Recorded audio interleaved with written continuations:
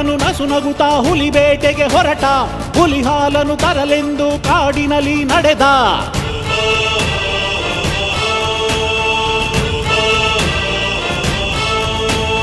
ಅವತಾರದ ಮಹಿಮೆಯನ್ನು ತೋರಲು ತೊರೆದ, ಮುನಿಜನರ ಬಳುಕಾಡುವ ಮಹಿಷಿಯನು ಕೊಂದ. ರಕ್ಕಸಿಯನು ಸಂಹರಿಸಿ ಧರ್ಮವ ಸ್ಥಾಪಿಸಿದ. ದೇವೇಂದ್ರನ ಹುಲಿಯಾಗಿಸಿ ಬೆನ್ನೇರುತ್ತ ಬಂದ. ಪಂದಳದ ಅರಮನೆಗೆ ಹುಲಿ ಹಿಂಡನೆ ತಂದ. ಅಯ್ಯಪ್ಪನ ನಾಮದಲ್ಲಿ ಭಕ್ತರನ್ನು ಪೊರೆದ. ಸ್ವಾಮಿ ಅಯ್ಯಪ್ಪ